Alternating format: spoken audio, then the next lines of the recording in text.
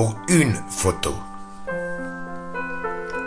Au début, il y a un homme et une femme, un ouvrier et une fonctionnaire, des gens apparemment sans histoire. Au début, il y a une adoption, celle d'un bébé de 3 mois né là-bas, au Mali. Puis il y a la politique, la pseudo-droite dite fasciste et la pseudo-gauche communiste.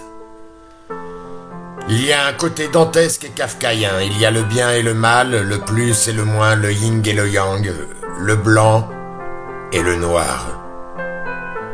Il y a surtout des menaces. Bounty, négro de maison, traite à sa communauté, vendu, salaud. Et plus encore. On l'a même menacé de le décapiter, comme l'a été l'enseignant Samuel Paty en pleine rue il y a un peu plus d'1 an. Ces menaces, pour être aussi racistes, proviennent forcément de la droite, de l'extrême droite, des fachos.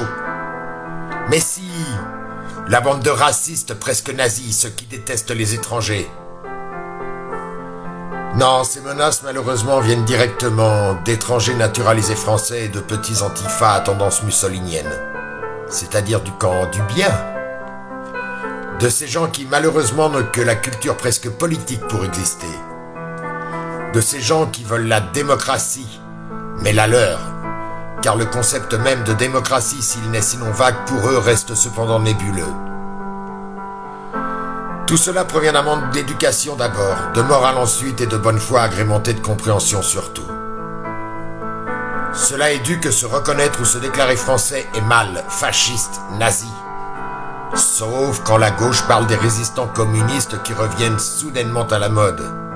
Sauf quand la gauche, qui toute ma jeunesse et jusqu'à Mitterrand a été le symbole de la droiture, de l'honnêteté, de la vérité, revient soudainement à une base que Jaurès, Léon Blum, Pierre Mendès France, Croizat réfuteraient. Mais regardons de nouveau ces menaces. Bounty, négro de maison, traite à sa communauté, vendu, salaud. Bounty, noir dehors, blanc dedans. Quel mal y a-t-il à être noir ou blanc?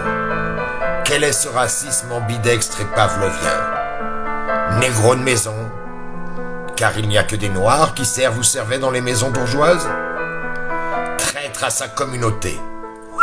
Quelle communauté? Quel est ce réflexe tribal à une époque où la gauche, les indigénistes, les féministes et autres rocaillas nous servent du tous égaux, tous identiques, tous des mêmes droits? Quelles sont donc ces attaques ad hominem? Elles sont non seulement indignes de Jaurès ou Zola, mais pire, dignes seulement de communistes à la Doriot ou Marcel Déat. Il ne vous reste plus qu'à rétablir le LVF. Il reste surtout en France à rétablir l'éducation, celle qui enseigne, qui instruit, qui élève les hommes au-dessus d'eux-mêmes, qui permet de savoir lire, écrire, compter, mais surtout de réfléchir par soi-même. Il reste surtout à évincer les imposteurs de tout genre et de tout poil. Il reste surtout à réfuter ces socialistes qui sont avant tout carriéristes. Mélenchon, Hollande, Hidalgo, Valls, Vallaud-Belkacem, Hamon, Royal, tous sont comme le Canada Dry. Ça ressemble au whisky, mais...